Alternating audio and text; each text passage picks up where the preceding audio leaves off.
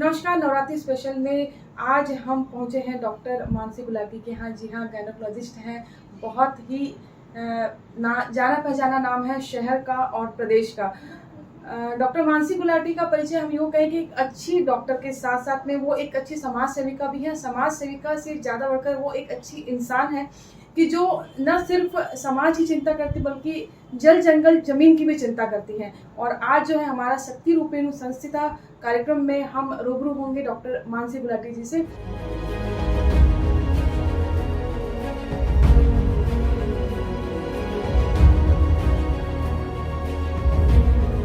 वैष्णव जन तो तेने कहिए जे पीर पराई जाने रे। मानसी मैम, आपका स्वागत है। और आपका जो सफर है डॉक्टर से समाज सेवा का, आज हम वो जानना चाहेंगे। कई चीजें ऐसी होती कि जो पर्दे के पीछे होती पर लोग उसको जान नहीं पाते हैं। कैसे आपकी पढ़ाई हुई, कहाँ से शुरुआत हुई, और क्योंकि आप डॉक्टर भी हैं, बहुत अच्छी संगीतकार भी हैं, गाना भी गाती हैं, समाज सेवा, इतने सारे जो मल्टीपर्पज चीजें करती हैं, कैसे सब हो पाता है? नमस्कार पहला तो, और आपके प्रोग्राम की बहुत बहुत बधाई सभी को, हम सभी भारतवासियों को और पूरे विश्व में जो लोग भारतीय हैं और सभी लोगों को बहुत बहुत बधाई नवरात्रि पर्व की। और रही बात मेरी, तो ऐसा है कि बच्चे को गढ़ना माँ बाप का काम है। तो माता पिता किस्मत से दोनों बहुत एजुकेटेड, दोनों डॉक्टर्स मिले और बहुत अच्छे से उन्होंने संस्कार गढ़े। और परिवार भी, ससुराल बहुत अच्छा मिला जहाँ की बहुत मानवता को प्राथमिकता दी जाती है। तो बस उसी राह पर चलते चले गए। पढ़ाई लिखाई मेरी रायपुर से हुई MBBS। फिर यहाँ आकर के, ससुराल आकर के मेरे सास ससुर ने मुझे PG यहीं से करवाया। स्पेशलाइजेशन मैंने सेक्टर 9 भिलाई से किया। दोनों बच्चे उसी दौरान हुए। और बस यही है कि हर बहू को ऐसा ससुराल मिले, ऐसे पति मिले जो इतना सपोर्ट करें। शक्ति का पर्व चल रहा है, हम माँ दुर्गा की आराधना में लीन है पूरा शहर, पूरा देश। और हम शक्ति की बात करते हैं तो महिलाओं की जो भूमिका है, चाहे वो घर परिवार हो, समाज हो, हर जगह महिलाओं की शक्ति की अलग ही बात है। तो आपके पीछे ऐसी कौन सी शक्ति है जो आपको शक्ति देती है? मेरे पीछे शक्ति मेरे माता पिता, सास ससुर और मेरे पति और मेरे बच्चे इंक्लूडेड, सभी मानवता के प्रति बहुत जागरूक। और सबका कहना यही है कि असली भक्त भगवान का वही है जिसे दूसरों के दुख दिखाई देते हैं और जो दूसरों की मदद करता है, हम उसी को अच्छा और सच्चा भक्त मानते हैं। और नवरात्रि पर्व में तो हम माँ दुर्गा की आराधना करते हैं। माँ दुर्गा एक शक्ति का प्रतीक है जो कि ब्रह्मा, विष्णु और महेश से भी उनके सम्मिलित होने को, इनकी एकाकी शक्ति को हम माँ दुर्गा का रूप मानते हैं। और माँ दुर्गा, हम जो गरबा करते हैं उस समय, वो भी इतना भक्ति में तालियों से लीन लैस, जो माँ दुर्गा की आराधना का एक रूप है गरबा, जिसे गर्भ दीप, जिसे कि एक औरत की संरचना जो शक्ति होती है उसे दर्शाया जाता है। तो ये पूरी तरीके से शक्ति का प्रतीक होता है। हम माँ की आराधना करते हुए माँ से प्रार्थना करते हैं कि महिलाओं में महाकाली, महालक्ष्मी, महासरस्वती का रूप पूरी दुनिया देखती है और आराधना करती है। तो जो महिलाओं के साथ कुछ गलत चीजें आज भी हो रही हैं, तो महिलाओं को ये समझ लेना चाहिए कि कहीं से भी महिलाएं कमजोर हैं ही नहीं, और हम आपस में कितनी यूनिटी रखें ताकि एक दूसरे को हेल्प कर सके। बस यही कोशिश करती रहती हूँ छोटी छोटी। सृजन महिलाओं को एक ऐसी शक्ति ईश्वर ने प्रदान करी कि सृजन महिलाओं के अलावा कोई नहीं कर सकता। और क्योंकि आपके हाथों में, तो मुझे लगता है कि हजारों बच्चों का जन्म अब तक हो गया होगा। महिलाओं की हेल्थ की बात करते हैं हम कि महिलाएं शहर में तो बहुत जागरूक है अपने हेल्थ के प्रति, पर गांव की बात करते हैं, गांव में महिलाओं की स्थिति आज भी वैसी की वैसी है जो आज़ादी के पहले हुआ करती थी। या आज भी कई महिलाएं ऐसी हैं कि जो अपनी हाइजीन को लेकर के बात नहीं कर पाती, खुलकर बात नहीं कर पाती है। आपने आदिवासी अंचलों का दौरा किया है, नक्सल प्रभावित गाँव में आप जाकर रही हैं, क्या स्थिति पाती है, महिलाओं की स्थिति वहाँ कैसी है? मैं एक प्रोजेक्ट पिछले 15-20 सालों से रन करती हूँ, रजस्वला करके। रजस्वला मतलब मेंस्ट्रुएटिंग गर्ल, मेंस्ट्रुएटिंग वुमेन। तो उस दौरान महिलाओं को क्या हाइजीन इस्तेमाल करनी चाहिए और कैसे अपने स्वास्थ्य का ध्यान रखना चाहिए, कई लोगों को यही नहीं पता है कि ये गलत है और ये सही है। तो वहां जाकर के किशोरियों को समझाती हूँ और ऐसे उनके पीयर ग्रुप में, ऐसी टोलियों में समझाती हूँ कि एक दूसरे का ध्यान रखें और महिलाओं को, और 40 प्लस की जो महिलाएं हैं जिन्हें रजोनिवृत्ति हो गई है, मेनोपॉज हो गया है, उनको किस तरीके की तकलीफें हो रही हैं और क्या सही है, क्या यूज करना है, ऐसे सब बताने की कोशिश करती हूँ। आज भी सैनिटरी पैड्स वहाँ पे अवेलेबल नहीं है, वो लोग सूखे पत्तों में कॉटन और कुछ कुछ डाल करके यूज कर रहे हैं और बहुत बहुत दिनों तक, जैसे पुराना जो यूज नहीं हुआ है उसको अगले महीने यूज कर लेते हैं, ऐसे वाले उनको चल रहे हैं बच्चियों ने। तो बच्चियों को जो प्रॉब्लम्स हो रही हैं, जैसे सेक्सुअली ट्रांसमिटेड डिजीजेज हो रहे हैं और बहुत सारी ऐसी चीजें जो खुल करके वो लोग बात भी नहीं कर पाती हैं, उन चीजों को हमको अवगत कराना बहुत जरूरी है, एक दूसरे को बताना, शेयर करना। और कई बार वो माँ से नहीं बोल पाती हैं, तो हम अपनी बच्चियों से कितना फ्रेंडली बने, ये सब कोशिशें करते हैं। ऐसी कोई घटना हो कि जिससे आपको लगा कि मुझे अब इस फील्ड में बहुत अच्छे से काम करना है, कोई ऐसी मन को छू लेने वाली कोई बात हुई हो?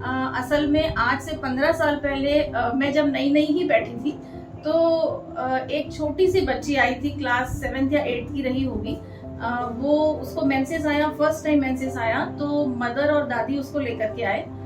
वो बच्ची 1 हफ्ते से स्कूल जाना छोड़ चुकी थी, उसको मेंसेस चल रहे थे। उसे लगा कि उसके घर में कुछ फंक्शन था, उसने किसी को बताया नहीं कि फंक्शन निपट जाए, उसके बाद मैं बताऊंगी उसको। उसे लगा कि शायद मुझे कैंसर हो गया है और मैं कुछ दिनों की मेहमान हूँ, तो वो स्कूल जाना भी छोड़ दी और सारे काम, लड़कियों से, सहेलियों से मिलना छोड़ दिया उसने।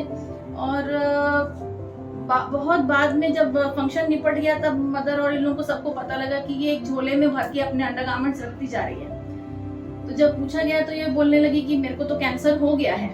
तो मतलब उस समय लगा कि कितनी जरूरत है, मतलब वो 1 हफ्ता वो उस बच्ची के लिए कितना मेंटल ट्रॉमा रहा होगा कि मैं जाने वाली हूँ, मुझे कैंसर हो गया, कितनी बड़ी बात है। तो ऐसा लगा कि एक अवेयरनेस प्रोग्राम बहुत जरूरी है। तो मैं किशोरियों को जा करके समझाने की कोशिश करती हूँ। जिन बच्चों के हाथ में मोबाइल है, यूट्यूब है, गूगल है, उन्हें शायद बहुत जरूरत नहीं है, लेकिन अभी भी गांव में जहाँ पे बच्चियों के पास पर्सनल मोबाइल्स नहीं है, उन्हें बहुत जरूरत है। और जहाँ माँ और बच्चों के बीच में आजकल बहुत दूरियां बढ़ती जा रही हैं, बहुत तकलीफ होती है जब बच्चियां अपनी फ्रेंड्स के साथ आती हैं, अपने बॉयफ्रेंड्स के साथ आती हैं, लेकिन अपने मदर के साथ नहीं आती हैं। तो माँ और बेटी में जो इतनी दूरियां आ रही हैं, उसको कम करने की मैं कोशिश करती हूँ और ऐसे प्रोग्राम्स अरेंज करती हूँ। और अपनी भारतीय संस्कृति में जो बहुत सारे फेस्टिवल्स आते हैं, उन्हें मनाने की कोशिश करती हूँ और पारिवारिक रूप से करती हूँ, ताकि माँ और बच्चों में दूरियां कम होती चली जाए। माँ बेटी की बात कही आपने, खासकर बेटी की बात कही।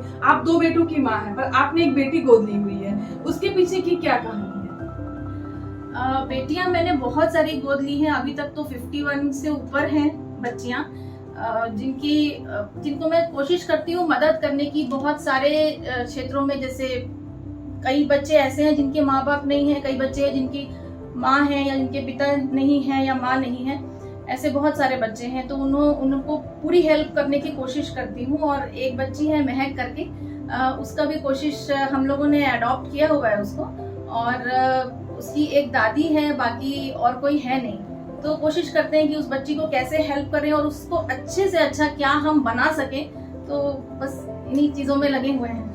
महक की जिंदगी तो आपने महकाई है एक माँ बन करके, पर जब बात हम यहाँ पे आपके हॉस्पिटल की करते हैं, आप पर्यावरण को लेकर के अभियान चला रही हैं, एक बच्चा एक पेड़, और वो बच्चा जब बड़ा होता है, पौधा भी बड़ा होता जाता है। तो अब तक कितने ऐसे पौधे जो है आपने रोपे और वो आज वृक्ष का रूप ले चुके हैं?